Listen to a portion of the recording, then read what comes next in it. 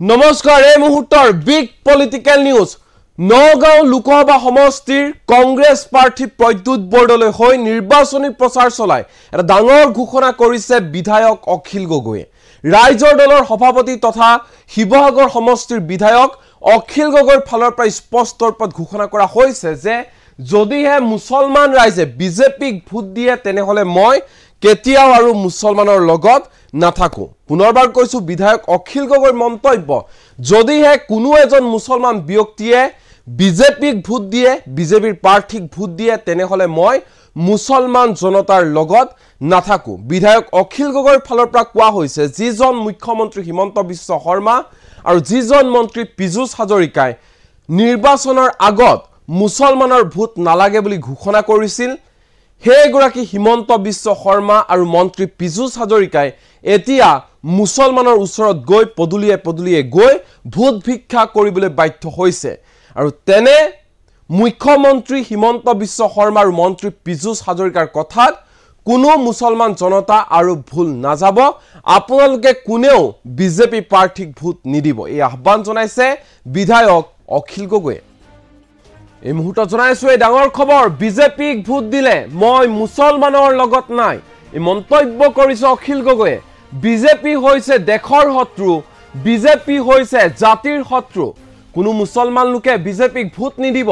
মুছলমানৰ ভোট নালাগে বুলি কৈছিল মুখ্যমন্ত্ৰী হিমন্ত বিশ্ব শৰ্মা আৰু মন্ত্ৰী পীযুষ হাজৰিকাই এতিয়া কিয় মুছলমানৰ ভোট বিচাৰি ভিক্ষা খুজি আছে মুখ্যমন্ত্ৰী হিমন্ত বিশ্ব শৰ্মা আৰু মন্ত্ৰী পীযুষ হাজৰিকাই নগাঁওৰ কংগ্ৰেছ প্ৰাৰ্থী প্ৰদ্যুৎ বৰদলৈ হৈ নিৰ্বাচনী প্ৰচাৰ চলাই এই মন্তব্য কৰিছে বিধায়ক অখিল গগৈৰ ফালৰ পৰা স্পষ্ট ৰূপত কোৱা হৈছে যে কোনো এজন মুছলমান লোকে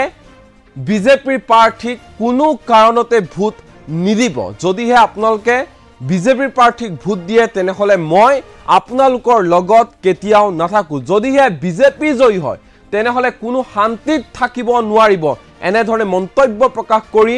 অখিল গগৈয়ে উল্লেখ কৰিছে যে বিজেপি হৈছে দেশৰ শত্ৰু আৰু বিজেপি হৈছে জাতিৰ শত্ৰু এই মুহূৰ্তত বিধায়ক অখিল গগৈৰ ভাষণৰ কিয়দাংশ আমাৰ লগত আছে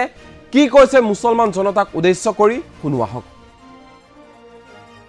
বিজেপিৰ যিজন কেণ্ডিডেট আহিছে তেওঁ ক'ব পাৰিব নেকি বিজেপিৰ যিজন মানুহ আহিছে কি নাম সুৰেশ বৰা আমি নামেই নাজানো এইটো মানুহ তেওঁ ইংৰাজী বা হিন্দীত কিবা ক'ব পাৰিব নেকি তেওঁ এটাতে মাষ্টৰ প্ৰকাশ তাতে মাষ্টৰ হয় নহয় গণেশন তাতে মাষ্টৰ হয় নহয় এক্সটেনশ্যনৰে মাষ্টৰ হয় নহয় তেওঁতো অসমৰ হৈ ক'তো মাত্ৰ আমি আজিলৈকে শুনা নাই শুনিছে নেকি তেতিয়াহ'লে বিজেপিৰ কাৰণে এটাও ভোট আমি দিব নোৱাৰোঁ হয়নে মাতিব নোৱাৰে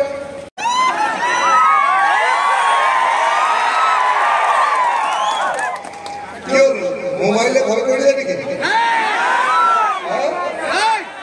বিজেপিয়ে ভয় খাইছে নেকি ঠাণ্ডা কিয় প্ৰদ্যুৎ বৰদলৈ জিকিবনে নাই চবে মতা নাই দেই চবে মতা নাই গণজন আছে নাই প্ৰদ্যুৎ বৰদলৈ জিকিবনে নাই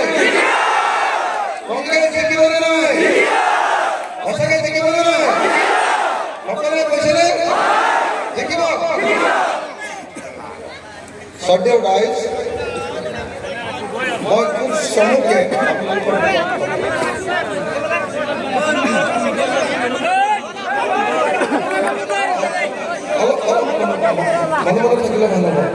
সাতচল্লিছ চনৰ পৰা এতিয়ালৈকে যিমান নিৰ্বাচন হৈছে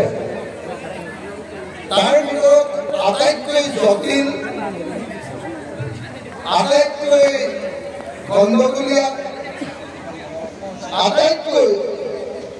গধুৰ আটাইতকৈ ডাঙৰ ইলেকশ্যনটোৱে ক'ব এইবাৰ 2024 চনৰ নিৰ্বাচন কেলৈ জানিছেনে এইবাৰ নিৰ্বাচনত যদি বিজেপি চৰকাৰ আকৌ গঠন কৰে কেন্দ্ৰত যদি বিজেপি চৰকাৰ গঠন হয় তেতিয়াহ'লে ভাৰতবৰ্ষৰ বৰ্তমানৰ সংবিধানখন আৰু নাথাকে ভাৰতবৰ্ষত বৰ্তমান যিটো গণতান্ত্ৰিক ব্যৱস্থা আছে এই গণতান্ত্ৰিক ব্যৱস্থা আৰু নাথাকে ভাৰতবৰ্ষ আৰু ধৰ্মনিৰপেক্ষ দেশ হৈ নাথাকে 2024 চনত যদি বিজেপিয়ে চৰকাৰ কৰে তেতিয়াহ'লে নৰেন্দ্ৰ মোদী আৰু বিজেপিয়ে ভাৰতবৰ্ষত হিন্দু ৰাষ্ট্ৰ প্ৰতিষ্ঠা কৰিব হয় নহয় খবৰটো পাইনে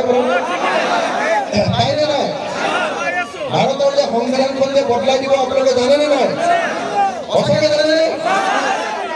2025 চনত ইয়াত বিজেপি জিকিব পাৰিব আৰু যদি বিজেপি জিকে তেতিয়াহ'লে আমি এই দেশত আৰু শান্তিৰে বসবাস কৰাটো সম্ভৱপৰ হয় যদি আপোনালোকে অসমত শান্তি সম্প্ৰীতি বিচাৰে যদি আপোনালোকে সকলো ধৰ্মৰ মাজত একতা বিচাৰে সকলো ধৰ্মৰ মাজত এক হৈ থকাটো বিচাৰে তেতিয়াহ'লে এইবাৰ বিৰোধী ঐক্য মঞ্চ সকলোৱে কোৱা নাই মাজতে গণ্ডগোল আছে যেন লাগিছে মাজে মাজে আছে নেকি গণ্ডগোল আছে নেকি সকলোৱে নিবাৰে নেকি সকলোৱে কংগ্ৰেছক ভোট দিব আকাশক ভোট দিব প্ৰদীপ পেটেলক ভোট দিব খতম নে সঁচাকে ঠিক আছে তেতিয়াহ'লে মই অকণমান মোৰ বুকুখন এতিয়াই ভাল লাগিছে বহি আহিছোঁ তাৰমানে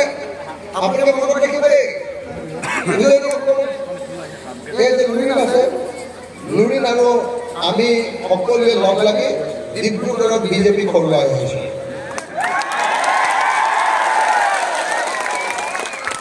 যোৰহাটত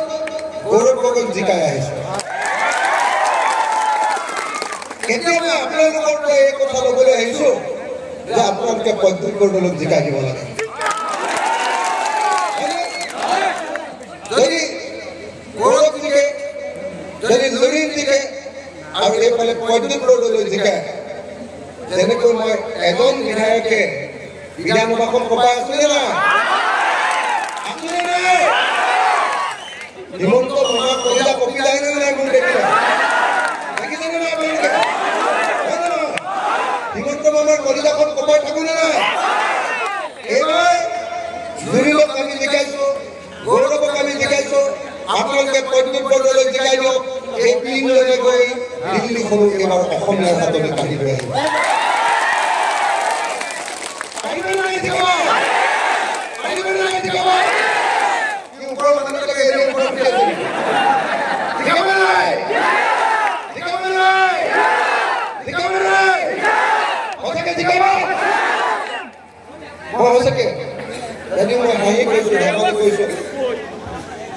যদি 1947 চনৰ পাছত অসমে এতিয়ালৈকে ভাল এমপি জিকাই পঠোৱা নাই দুজনে এতিয়ালৈকে ভাল এমপি জিকাই পঠিয়াইছিলে এজন হেমবৰ্ণ নামৰ এমপি এজনক জিকাই পঠিয়াইছিলে তেওঁলোকে অসমৰ তেলৰ ৰয়েলিটি লাগিব নহ'লে দৰকাৰ হ'লে অসমে ভাৰতৰ পৰা আঁতৰি আহিম বুলি দিল্লীক দপ দপাই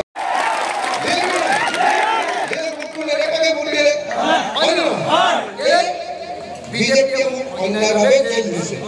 এনেকৈ ৰাইজে ক'লে এই মানুহটোৰ ওপৰত অন্যায় কৰিছে ইয়াক এনে ভোট দিব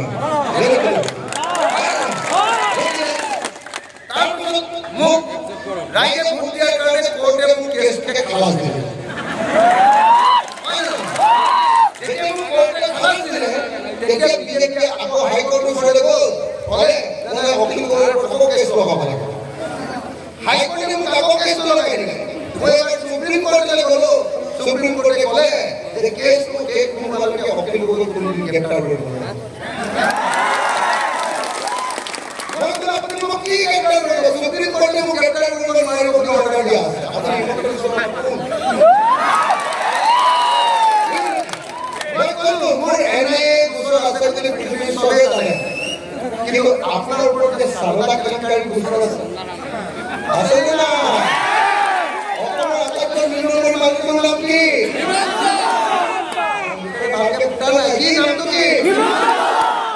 অসমৰ আটাইতকৈ 2 নম্বৰী মানুহটোৰ নাম কি ভালকে এতিয়া মাতটো দিয়া নাই অসমৰ আটাইতকৈ 2 নম্বৰী মানুহটোৰ নাম কি অসমৰ আটাইতকৈ 2 নম্বৰী মানুহটোৰ নাম কি কিহত নাই লুই বাজাৰ কেলেংকাৰী হিমন্ত বিশ্ব শৰ্মাৰ নাম আছেনে কেলেংকাৰী তাতো হিমন্ত বিশ্বৰ নামটো ওলাইছিলে APSC কেলেংকাৰী তাতো হিমন্ত বিশ্ব শৰ্মাৰ নামটো ওলাইছিলে